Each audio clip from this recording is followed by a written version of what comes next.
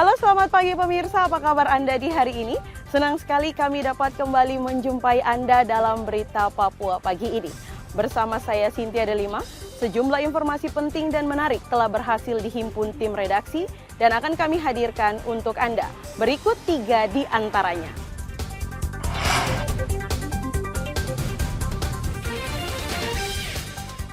Pesawat Trigana Air masih berada di ujung landasan Bandara Serui. Polisi meringkus 2 pengeroyok warga yang berujung kematian di Jayapura. Polres Manokwari gagalkan penyelundupan 6 kg ganja yang diselundupkan lewat pesawat penumpang.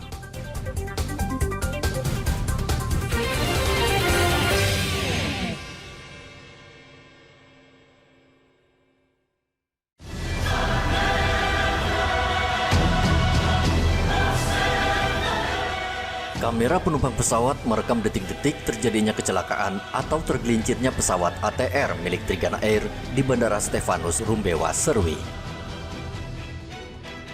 Pesawat ATR berpenumpang 42 orang itu sempat terekam kamera petugas bandara saat akan terbang. Pesawat terlihat sudah melakukan persiapan untuk terbang namun tidak dapat naik, malah akhirnya tergelincir. Penumpang panik ingin secepatnya keluar dari pesawat, namun ada penumpang yang terlihat cedera. Pesawat Trigana Air Senin lalu mengalami musibah, tergelincir di Bandara Stefanus Rumbewa, Serui, Kepulauan Yapen. Pesawat membawa 41 penumpang dewasa, 1 orang anak, dan 6 kru. Seluruh penumpang pesawat selamat, namun sebagian penumpang menderita luka ringan. Sementara pilot dan kopilot mengalami luka berat dan langsung dilarikan ke rumah sakit. Dari manifest tercatat ada Ketua PKK Provinsi Papua, yaitu istri dari penjabat Gubernur Papua, beserta rombongan yang ikut dalam penerbangan. Ketika hendak lepas landas menuju Sentani, pesawat tidak bisa naik. Akhirnya pilot banting kemudi ke arah kiri, lalu terperosok di sebelah kiri ujung landasan. Istilahnya waktu-waktu kritis. Pertama 10.25, yang kedua 10.33, yang ketiga 10.35. Dari 10.35 ke 10.36 waktu Indonesia Timur itu terjadi sesuatu, namanya insiden, betul? Nah, ini yang nanti akan didalamin sesuai dengan kapasitas masing-masing. Kami Basarnas sesuai dengan Undang-Undang 29 tahun 2014 tentang pencarian dan pertolongan, dalam hal ini pasal 14 bahwasanya dalam hal operasi pencarian pertolongan terhadap pesawat, kapal dan sebagainya itu kami pewenangnya sesuai dengan undang-undang. Kapasitas kami adalah menolong dan menyelamatkan. Pihak Trigana Air Serui belum bisa memastikan penyebab kecelakaan karena masih menunggu kedatangan petugas Komite Nasional Keselamatan Transportasi yang juga berwenang memberikan penjelasan. Untuk kronologi sendiri, posisi pesawat sudah di posisi departure menuju lepas landas, berada di landasan udara Bandara Utara Stefanus Rumbewa di Serui. Untuk hasil detailnya kita sama-sama masih menunggu hasil dari pihak berwenang, pihak KNKT sendiri, yang insya Allah mungkin mereka akan tiba besok. Dari hasil olah TKP, anggota kami di lapangan sementara masih dalam penyelidikan. Untuk korban semua dinyatakan selamat dan sementara masih dalam penanganan medis. Beberapa korban ataupun beberapa penumpang yang dinyatakan perlu mendapat perawatan sementara masih ditangani oleh para medis di Rumah Sakit Serui. Kemudian untuk para penumpang kami wajibkan untuk semua dilakukan pengecekan. Para penumpang yang luka ringan diminta untuk segera ke rumah sakit untuk mengecek kondisi kesehatan. Sebagian lagi langsung dirawat di Rumah Sakit Serui dan sebagian sudah pulang ke rumah masing-masing. Hingga saat ini pesawat Trigana Air masih berada di lokasi kejadian menunggu kedatangan KNKT dari Jakarta. Eman Beta melaporkan dari Kepulauan Yapen, Papua.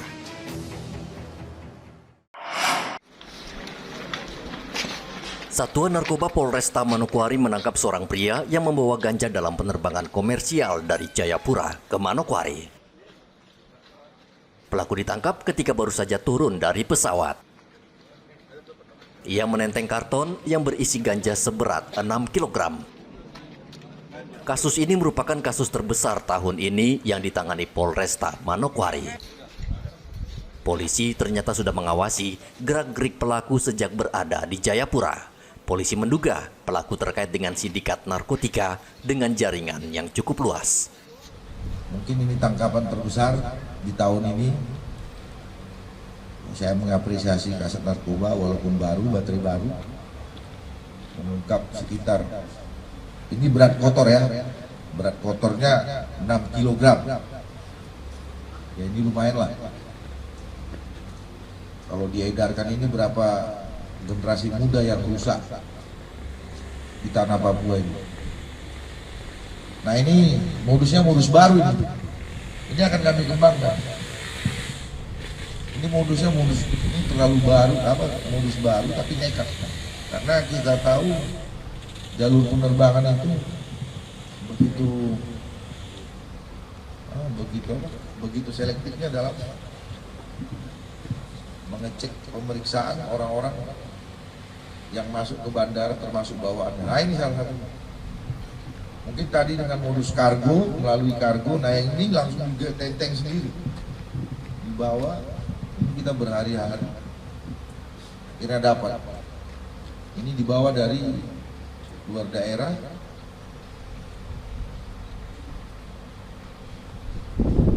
Yang tadinya mau diedarkan di sini, nah, ini ditangkap. Polisi saat ini tengah memeriksa 3 orang saksi dan pelaku saat ini mendekam di tahanan Mapolresta Manokwari. Polisi masih mencari tahu bagaimana pelaku bisa lolos dengan membawa ganja seberat 6 kg menggunakan pesawat udara. Maskapai penerbangan merupakan salah satu alat transportasi yang selama ini sulit ditembus para pengedar narkoba. Edi melaporkan dari Manokwari, Papua Barat.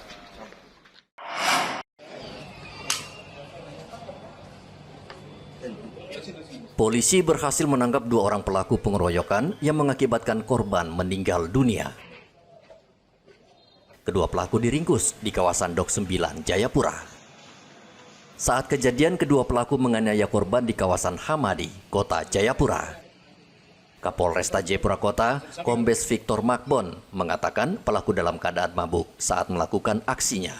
Korban ini dalam keadaan mabuk saat melaksanakan pesta miras, kemudian menuju pulang, dan di tengah jalan yang bersangkutan mampir di warung, bertemu dengan 2 pelaku yang tidak dikenal.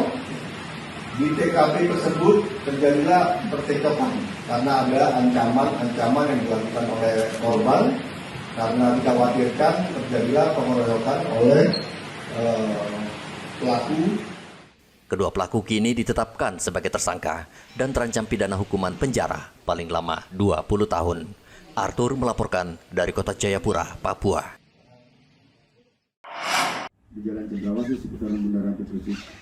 Polres Mimika memusnahkan barang bukti narkoba jenis sabu-sabu seberat 117 gram dan 2.712 butir pil ekstasi. Barang bukti itu adalah hasil penyitaan sejak Juli hingga Agustus 2024. Saat pemusnahan, polisi menghadirkan 3 tersangka. Kapolres Mimika AKBP Iko Mangbudiarta mengatakan saat ini ada 3 tersangka yang diproses hukum, sementara 2 lainnya masih dalam pengejaran polisi. 1 paket klip besar, 4 paket klip bening sedang, 12 paket klip bening kecil dengan berat neto 98,86 gram. Disisikan untuk uji laboratorium, berat neto 1 gram. Disisikan pembuktian di pengadilan, berat 1 gram. Barang bukti yang akan dimusnahkan berat neto 96,86 gram. Untuk barang bukti jenis sabu dimusnahkan total berat neto 117,7 gram. Bila terjual barang bukti narkotika jenis sabu berat neto 117,7 gram, mendapatkan uang sekitar 235.400.000. Untuk barang bukti temuan obat-obat yang kelasnya dimusnahkan sebanyak 2.712 butir. Ketiga tersangka dijerat pasal 114 dan pasal 112 Undang-Undang RI Nomor 35 Tahun 2009 tentang narkotika dengan ancaman maksimal 20 tahun penjara. Igobat Momolin melaporkan dari Mimika, Papua Tengah.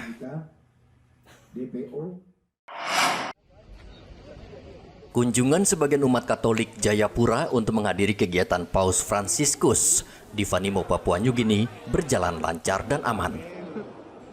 Umat memanfaatkan pos lintas batas negara, Disko, untuk melintas ke Vanimo. Mereka sebagian difasilitasi Pemprov Papua dan sebagian lagi menggunakan paspor pribadi. Dan sebagian warga sudah kembali ke Jayapura. Dan Satgas Pamtas RI PNG, Yonif 122 Tombak Sakti, Letkol Infantri Diki Apriyadi mengatakan pihaknya mengawasi dan memantau ketat pergerakan warga ke Vanimo karena bisa saja dimanfaatkan para pelintas batas ilegal atau para penyelundup narkotika. Kegiatan Bapak Paus Fransiskus di wilayah Papua Nugini, tepatnya di Vanimo, minat masyarakat Papua cukup besar dan tentunya sudah difasilitasi oleh pemerintah Provinsi Papua untuk masyarakat dan jemaat yang ingin berkunjung dan bergabung dalam kegiatan misa doa bersama dengan Bapak Fransiskus di Vanimo. Ini kita fasilitasi dengan sebaik-baiknya, berkolaborasi dengan semua unsur dari pemerintah daerah. Saat ini ratusan umat Katolik yang menghadiri misa bersama Paus Fransiskus di Vanimo sudah kembali ke Jayapura. Mereka kembali menggunakan 14 bus Damri yang sepenuhnya juga difasilitasi pemerintah Provinsi Papua.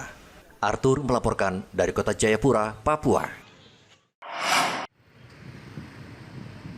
Pemerintah Kota Jayapura, Papua terus mengoptimalkan potensi pemasukan dari industri perhotelan dan pajak bumi bangunan untuk mencapai target pendapatan asli daerah atau PAD pada tahun 2024 sebesar 267 miliar rupiah. Saat ini realisasi PAD hingga Agustus 2024 baru mencapai 169 miliar rupiah. Sejauh ini, penyumbang terbesar PAD Kota Jayapura berasal dari industri hotel dan restoran, sisanya pajak bumi bangunan dan pajak penerangan jalan. Kepala Badan Pendapatan Daerah Kota Jayapura, Robi Kepas Awi, optimis PAD tahun ini akan melampaui target karena saat ini sudah mencapai 65%. Untuk sementara nanti saya siapkan data, tapi yang jelas 167 miliar. Dan ada 267 miliar. Dan kami sampai dengan hari ini masih kurang 98 miliar. Sehingga kita sudah ada di angka 175 lebih. Sisanya kami akan terus mengumpulkan di sisa waktu ini. Dan kami di Badan Pendapatan itu setiap bulan, minggu tuh rapat terus untuk strategi-strategi karena harus kita membuat tahapan-tahapan kerja. Dan kita berupaya dan target 2025 nanti dalam waktu dekat Bapak Wali Kota pasti akan sampaikan. Paling banyak sektor apa? Ya untuk penerimaan atau apa? Penerimaan. Penerimaan masih pada pajak bumi dan bangunan, masih pada penerangan jalan umum, dan juga hotel dan restoran. Bapenda masih memiliki 4 bulan lagi untuk memaksimalkan penagihan sehingga target PAD bisa tercapai. Tahun 2023, PAD Kota Jayapura sebesar 260 miliar dan tahun ini target naik menjadi 267 miliar rupiah. Walaupun tidak jauh berbeda karena masih menggunakan Undang-Undang Nomor 28 Tahun 2009 tentang pajak daerah dan retribusi daerah. Dari Kota Jayapura, Papua, Hendra melaporkan.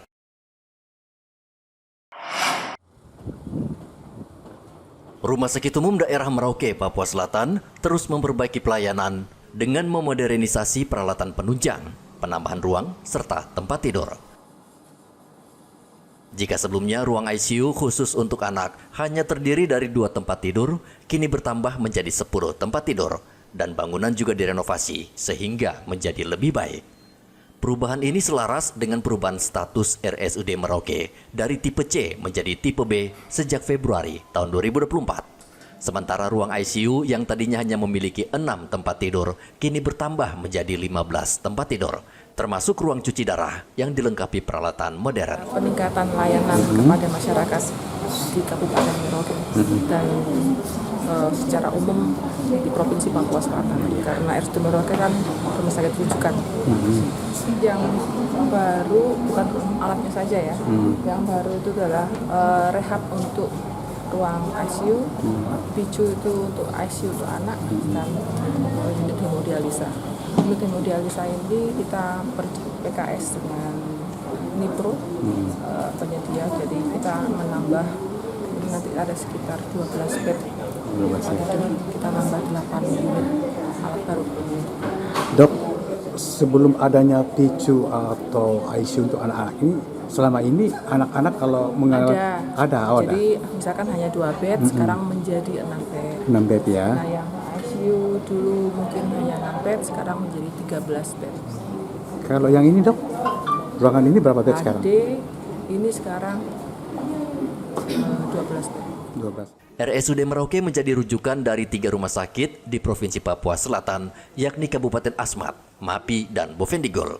Harus diakui masih banyak yang harus dibenahi agar pelayanan RSUD Merauke menjadi lebih baik.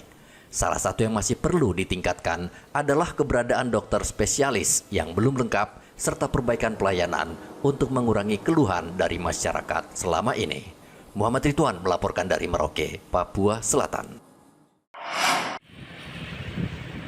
Saat ini Palang Merah Indonesia Merauke sedang kekurangan stok darah. Jumlah kantong darah yang tersedia tidak mencukupi untuk melayani pasien yang rata-rata setiap bulan mencapai 500 hingga 600 kantong. Saat ini, jumlah kantong darah di PMI berkisar 300 hingga 400 kantong setiap bulan.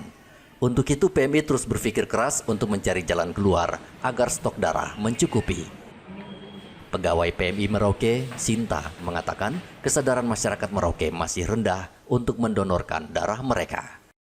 Akhirnya, menurut Sinta, PMI terpaksa harus mendatangi sejumlah instansi untuk mendorong karyawan atau pegawai mendonorkan darah mereka.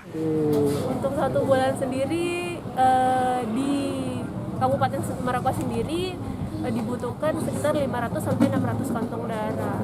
Nah, kalau yang berhasil dihimpun di warga dari asal donor itu berapa banyak? Maksudnya? Yang berhasil dikumpulkan setiap bulannya dari hasil donor darah itu berapa banyak? Tergantung sih. Mungkin bisa sekiranya ada 200 sampai 300-an. Berarti kurang lebih 200 kurang setiap hari bulannya. Selain menjemput bola ke instansi terkait, kira-kira apa lagi upaya dari PMI sendiri untuk upaya lainnya ya melakukan sosialisasi ke kampus-kampus, terus ke masyarakat luas mungkin.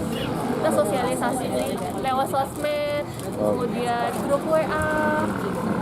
Dok, kira-kira ini yang terakhir, kira-kira pasien-pasien apa yang banyak melakukan permintaan darah di PMI? Artinya mungkin kecelakaan kah atau ibu melahirkan berapa? Untuk pasien-pasiennya sendiri mungkin lebih banyak pasien HD, hemodialisa, dengan pasien dengan gagal ginjal, kemudian ada pasien-pasien talasemi. Saat ini permintaan darah ke PMI Merauke terus meningkat. Biasanya stok darah ini digunakan pasien yang menderita penyakit tertentu, seperti ibu yang hendak melahirkan, serta korban kecelakaan yang kehabisan darah. Muhammad Ridwan melaporkan dari Merauke, Papua Selatan.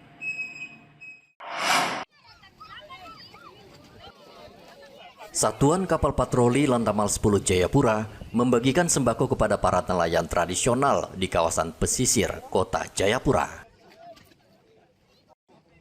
100 paket sembako dibagikan ke nelayan tradisional yang tinggal di Hamadi. Kegiatan bagi-bagi sembako ke nelayan bagian dari rangkaian untuk memperingati HUT ke-79 Angkatan Laut. Adapun kegiatan ini merupakan wujud kemanunggalan TNI Angkatan Laut dengan nelayan tradisional yang berada di wilayah perairan Jayapura. Ini merupakan perintah langsung pusat dan di breakdown lagi sama dan Lantamal untuk kita bagaimana caranya kita bisa dalam memperingati HUT TNI AL kita bisa manunggal dengan rakyat, dalam hal ini nelayan. Adapun tadi sembako yang kita siapkan, di sini kita kerjasama dengan Bank Indonesia, kemudian dari Dinas Sosial Kota Jayapura, kami menyiapkan 100 bahan kontak, dan tadi sudah kita lihat bersama, kita melaksanakan pembagian langsung di laut. Dalam hal ini nelayan di Hamadi, kemudian kita mendekati nelayan yang sedang mencari di laut dan kita memberikan sembako. Selain membagikan bantuan sembako, TNI juga menyosialisasikan kepada nelayan agar tidak melakukan pengeboman saat mencari ikan. Arthur melaporkan dari Kota Jayapura, Papua. Pemirsa, berita yang baru saja Anda saksikan sekaligus menutup jumpa kita dalam Berita Papua pagi ini. Saya Cynthia Delima bersama kru yang bertugas ucapkan terima kasih. Kami pamit undur diri. Selamat pagi, semangat pagi, Wanyambe.